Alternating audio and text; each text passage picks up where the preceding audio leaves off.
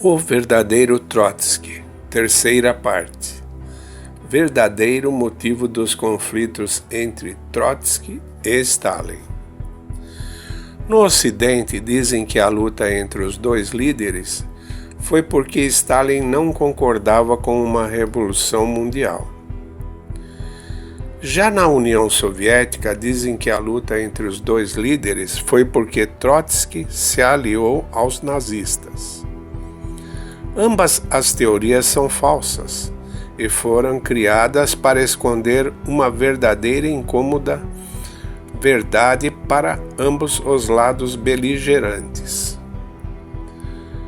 Tudo começou quando, em 1919, quando Lenin criou o Fundo dos Diamantes, onde partes das riquezas nacionais seriam distribuídas entre os membros do Politburo.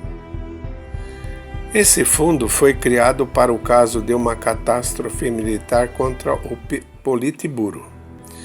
Em caso de uma contra-revolução, eles teriam as suas cotas e poderiam trilhar o seu caminho no exterior. A situação na época era imprevisível. Ninguém tinha certeza se a revolução iria vingar, de fato. A maioria dos políticos achava que o país não suportaria tamanho caos. O fundo teve esse nome porque descobriram que o ouro era um material muito pesado para ser transportado, mas o diamante bruto e polido poderia dar mais dinheiro e ocupar pouco espaço. Portanto, era mais fácil de remover gradualmente para bancos no Ocidente. No primeiro semestre do mesmo ano, os bancos americanos receberam dos soviéticos, em ouro, a quantia de 102,29 milhões de dólares. Os líderes da revolução continuaram a aumentar as contribuições para as suas contas bancárias norte-americanas. Assim, Trotsky tinha conta em 2 bancos norte-americanos nos últimos anos. Ele tinha 80 milhões de dólares. Enquanto o ouro continuava a fluir em segredo entre as duas fronteiras, ambos os lados estavam fazendo todo o possível para não expor suas organizações em um vazamento na imprensa ocidental, mas nem sempre isso era possível.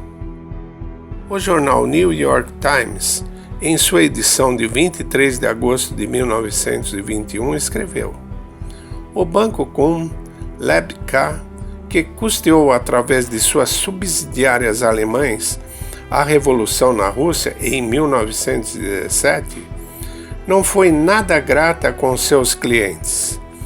No primeiro semestre deste ano, o banco recebeu dos soviéticos ouro no valor de 102,29 milhões de dólares.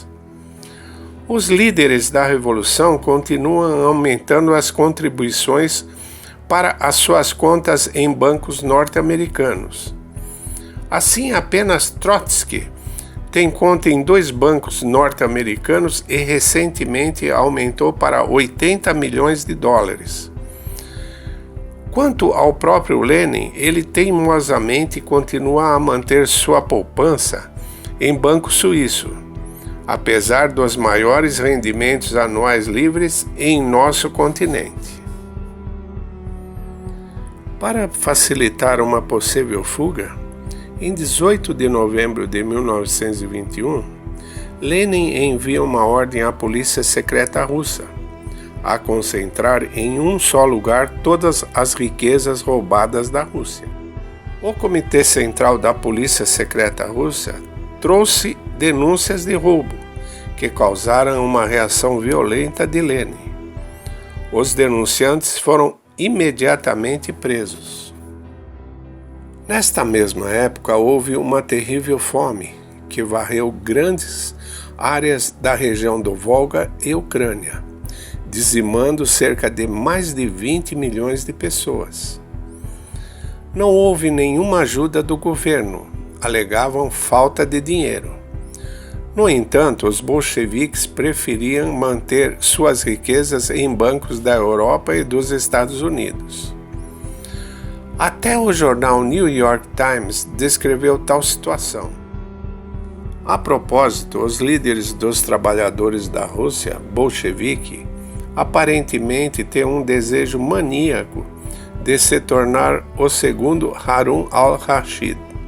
A única diferença é que o lendário califa manteve seus tesouros nos cofres do palácio, que lhe pertence em Bagdá, enquanto os bolcheviques, ao contrário, preferem manter sua riqueza em bancos na Europa e na América. Durante esses anos, os líderes bolcheviques depositaram apenas o que foi descoberto. Trotsky, 11 milhões nos Estados Unidos e 90 milhões de francos suíços em banco suíço. Zinoviev, 80 milhões de francos suíços em banco suíço. Uritis Gogol, 85 milhões de francos suíços em banco suíço. Dzerzhinsky, 80 milhões de francos suíços em banco suíço. Ganetsky, 60 milhões de francos suíços em banco suíço e 10 milhões nos Estados Unidos. Lenin, 75 milhões de francos em banco suíço. Parece que a Revolução Mundial, mais corretamente, deveria se chamar de Revolução Financeira Global, que tem como ideia coletar em contas pessoais todo o dinheiro do mundo. Em outras palavras, a disputa entre stalinistas e internacionalistas era a disputa daqueles que queriam ficar, levando sua parte, e daqueles que queriam correr. Stalin queria ficar. Desde 1922, ele tentou investigar as enormes somas desviadas do Tesouro Nacional da Rússia. Mas o aparelho da antiga KGB ainda não estava em suas mãos. A investigação é conduzida em segredo e cautelosamente, sem realmente trazer nenhum resultado. As pistas encontradas são quebradas rapidamente no labirinto fantástico dos bancos internacionais. Parecia impossível encontrar o canal que sugou o ouro russo e, em seguida, o canal que jogou o ouro no mercado mundial. E não há uma única pessoa que poderia entender os movimentos de milhares de tentáculos bancários varrendo o mundo. Enquanto em Moscou batiam os tambores do proletariado mundial, em silêncio houve uma revolução financeira global. Entre as pessoas que tomaram o poder na Rússia em outubro de 1917 estava Stalin, mas ele não sabia de nada e sentiu que algo estava errado. No entanto, o poder de Lenin ainda era muito forte e ele teve que se calar. O dinheiro em contas pessoais permaneceu intacto, até que Lenin teve um derrame. Dificilmente ele se recuperaria, apesar dos protestos de médicos e familiares, ordens que ele foi levado para o Kremlin, o que garantiu que todos os seus piores medos fossem confirmados.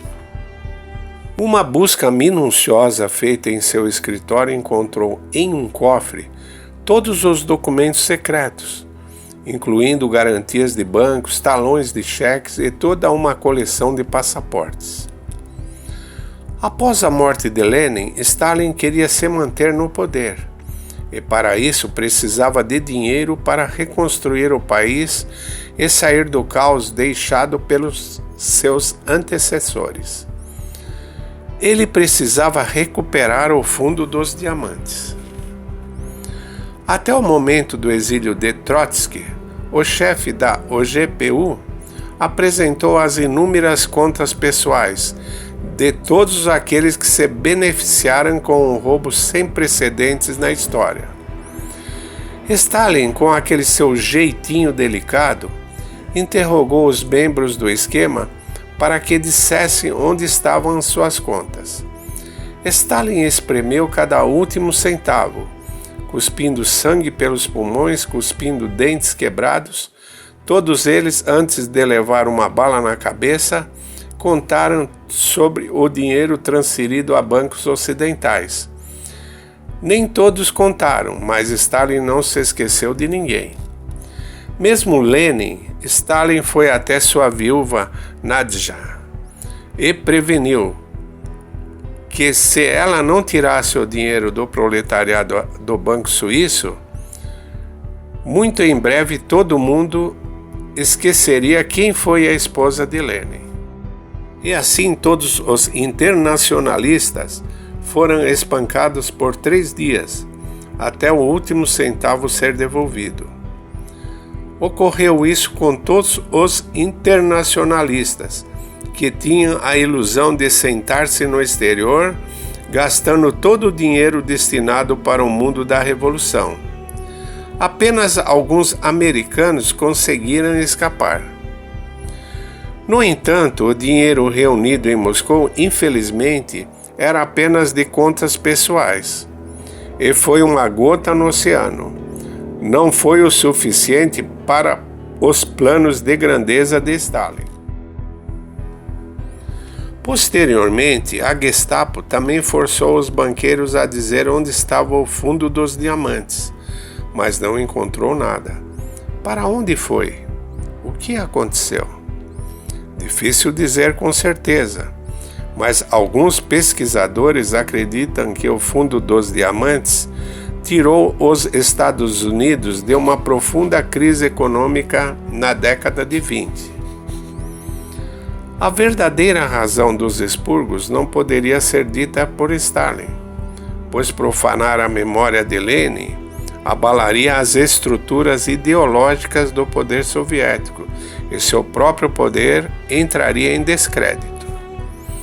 O Ocidente também não poderia colocar tal história em seus livros, além de assumir cumplicidade em um roubo que teria que devolver o dinheiro furtado. Por isso, a teoria atual é bem aceita e vai continuar hegemônica nos livros didáticos. O tema dessa série de vídeos foi uma sugestão do nosso inscrito, Antônio Flávio Alves da Silva. Você também gostaria de sugerir um tema para os próximos vídeos? Deixe nos comentários. Sua participação é muito importante.